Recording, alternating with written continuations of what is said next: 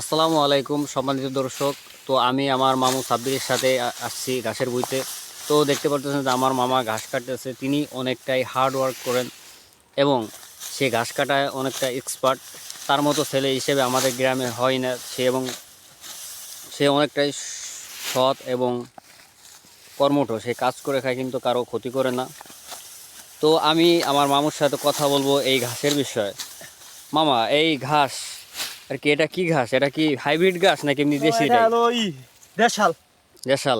জি। এই গাছটা মনে হয় সম্ভবত ভালো, তাই না? না, এটা হচ্ছে ভালো একটা হাইব্রিড। তাই নাকি? হ্যাঁ, ও এটা মামা, এই নরম থাকে। আপনার কাছে একটা কথা জানতে চাই, যেটা হলো আপনার জি। কত কয়টা গরুর জন্য আর কি কতটুক জমির ঘাস লাগে দেখা সেটা যদি যাইতেছে বলতে পারেন। দুইটা গরুর জন্য 5 কাঠা ঘাস লাগাইলেই যথেষ্ট হয়ে যায়। আর যদি ফার্ম লাগে তাহলে অনেক লাগে আর কি। হ্যাঁ হ্যাঁ। আর এই যে ঘাসের কোয়ালিটি বুঝে, তাই না মামা? হ্যাঁ, ঘাসের কোয়ালিটি বুঝে। ও, তো আপনি কতদিন যাবত গরু পালতেছেন এবং এই সব কাজের সাথে সম্পৃক্ত আছেন? প্রায় আমি 8 বছর থেকে গরু পালতেছি আর কি। হ্যাঁ। তো আপনার এই এই যে যে আপনার এই যে ভিডিওটা তো অনেকেই দেখতেছে, ঠিক আছে? হ্যাঁ। তো আপনি তাদের উদ্দেশ্যে কিছু বলতে চান, যে যারা নতুন, যারা যে খামার তারা করতে চান এবং খামার দিতে চান তারা অবশ্যই দেন, ভালো হবে, লাভবান হবে, কষ্ট করা লাগবে।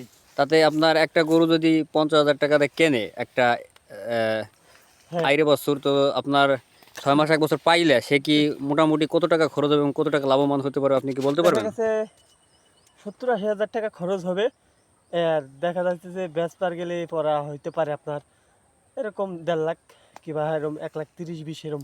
এবারে আর কি 40% 30% লাভ থাকবে, এই তো। হ্যাঁ, এরকম থাকবে। তাহলে বন্ধুরা, খারাপ না এই গরু ব্যবসা, ঠিক আছে?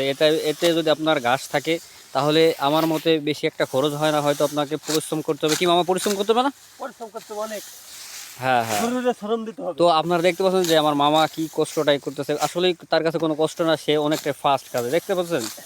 আসলে এটার কোনো, আমি কোনো এডিট টিডিট কিছু করি নাই, সেই অনেক ফাস্ট এই কাজটা করতেছে।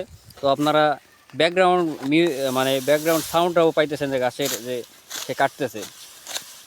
তো আপনারা তার জন্য দোয়া করবেন যেন সে সফলতা অর্জন করতে পারে এবং সামনের দিনগুলো সৎ এবং সততার সাথে কাজ করতে পারে।